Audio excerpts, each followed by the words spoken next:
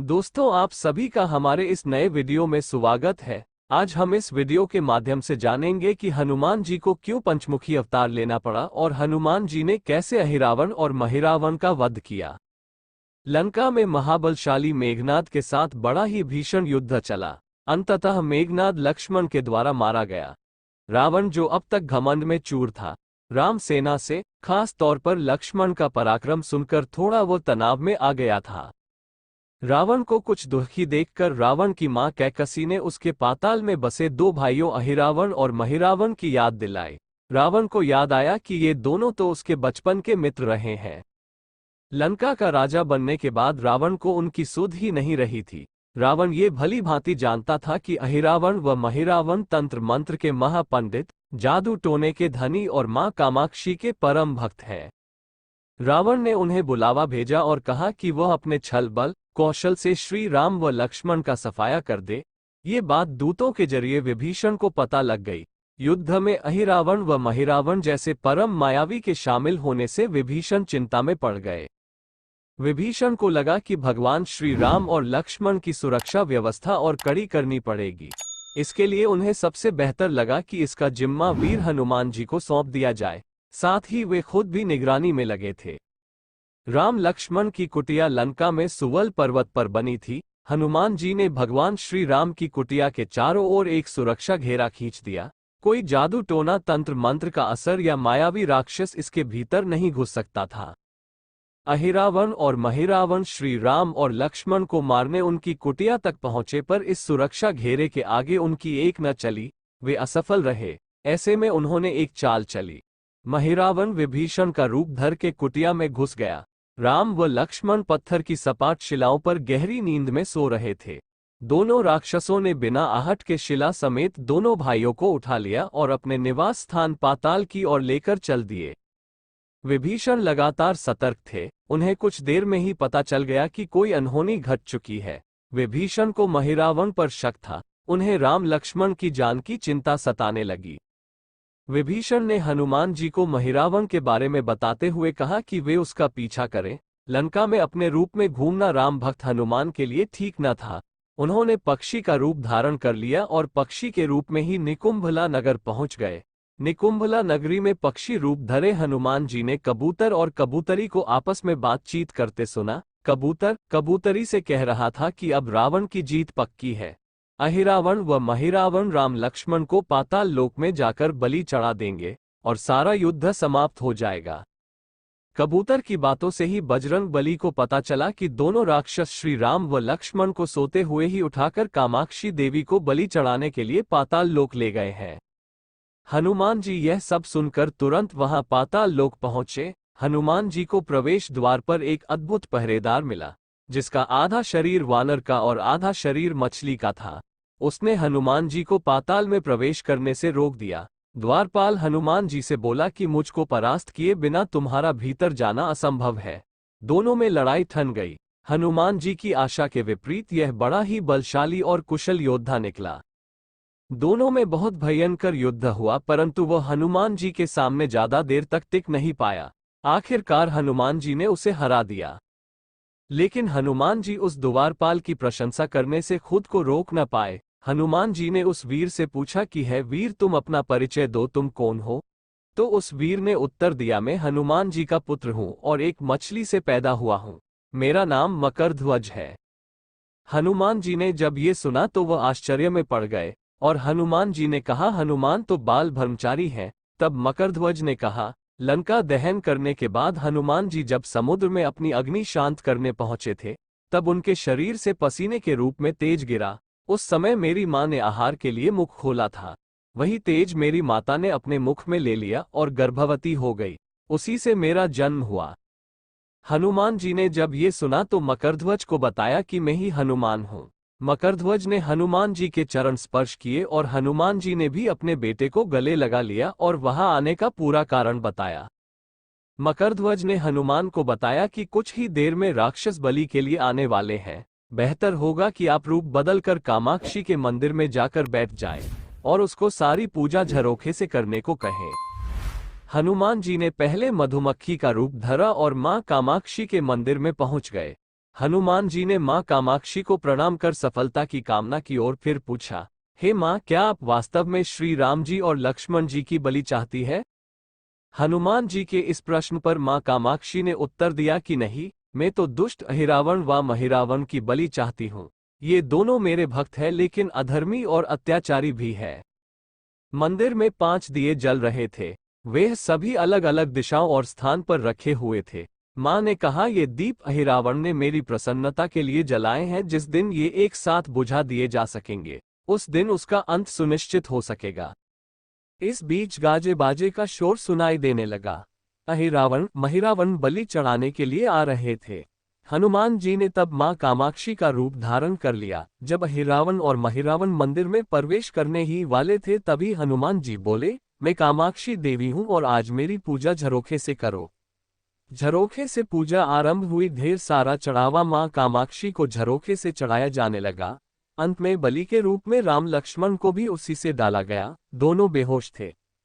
हनुमान जी ने तुरंत उन्हें बंधन मुक्त किया। अब पाताल लोक से निकलने की बारी थी, पर उससे पहले मां कामाक्षी के सामने अहिरावण महिरावण की बलि देकर उनकी इच्छा पूरी करना और दोनों राक्षसों को उनके किए की सजा देना शेष था।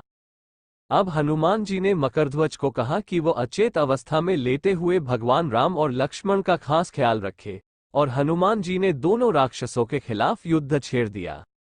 पर यह युद्ध आसान न था। अहिरावण और महिरावण को हनुमान जी ने बहुत मारने का प्रयास किया, लेकिन वो बड़ी मुश्किल से मरते थे, परंतु वे तो फिर 5-5 के रूप में जिंदा हो जाते थे। इस विकट स्थिति में मकरध्वज ने बताया कि अहिरावण की एक पत्नी है जो कि नाग कन्या है। अहिरावण उसे बल के जोर पर हर लाया है। वे उसे पसंद नहीं करती, पर मन मार के उसके साथ है। वे अहिरावण के राज जानती होगी। उसे उसकी मौत का उपाय जरूर मालूम होगा। आप उसके पास जाएं और सहायता मांगे। मकरध्वज ने राक्षसों को युद्ध में उलझाए रखा और उधर हनुमान अहिरावण की पत्नी के पास पहुंचे। नाग कन्या से उन्होंने कहा कि यदि तुम अहिरावण के मृत्यु का भेद बता दो तो हम उसे मारकर तुम्हें उसके चंगुल से मुक्ति दिला देंगे। अहिरावण की पत्नी ने कहा, मेरा नाम चित्रसेना है।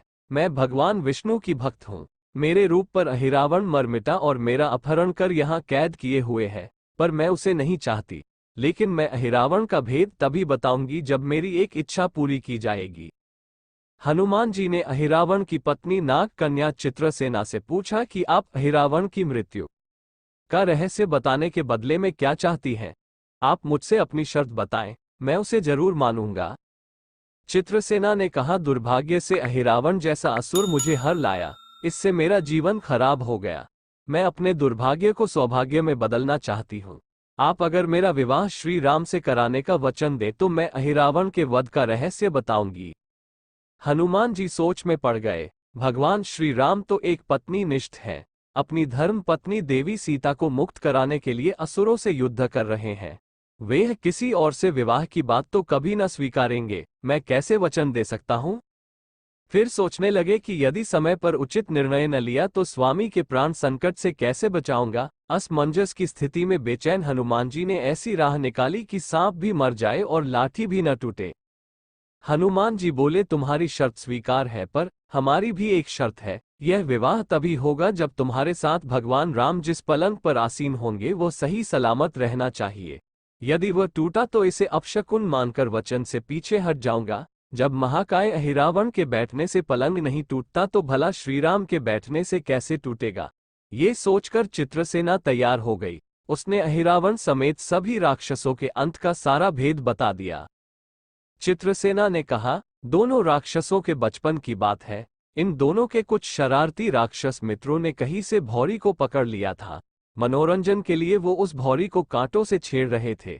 भौरी साधारण भौरी न थी, वह भी बहुत मायावी थी, किंतु वह किसी कारण वश पकड़ में आ गई थी। भौरी की पीड़ा सुनकर अहिरावण और महिरावण को दया आ गई और अपने मित्रों से लड़कर उसको छुड़वा दिया।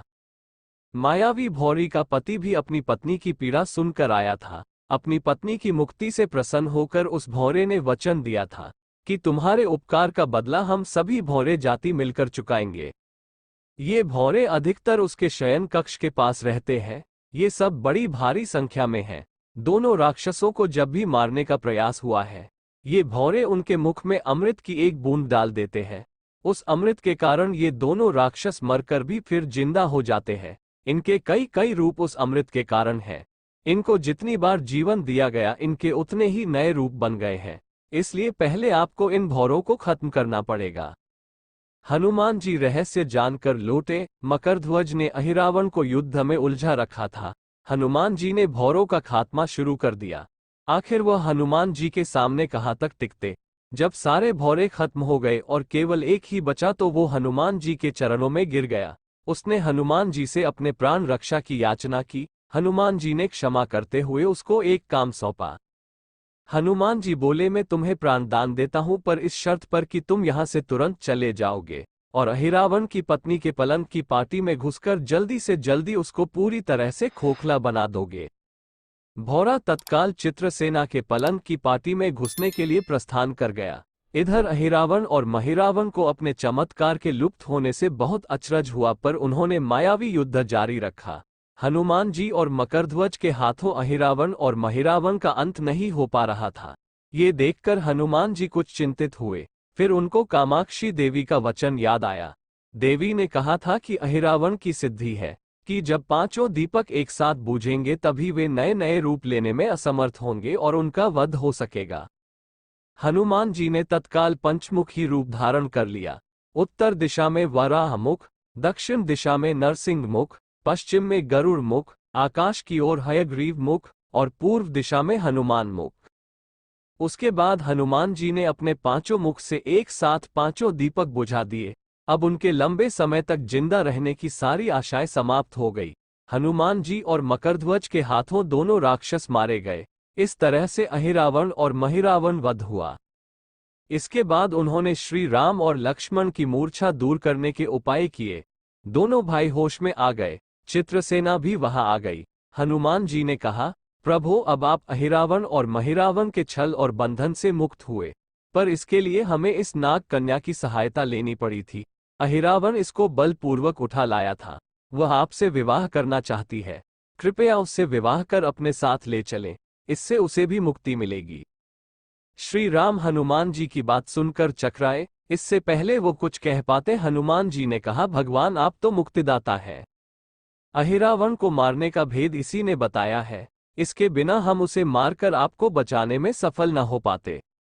कृपया इनको भी मुक्ति मिलनी चाहिए। परंतु आप चिंता न करें, हम सबका जीवन बचाने वाले के प्रति बस इतना कीजिए कि आप बस इस पलंग पर बैठिए, बाकी का काम मैं संपन्न करवाता हूँ।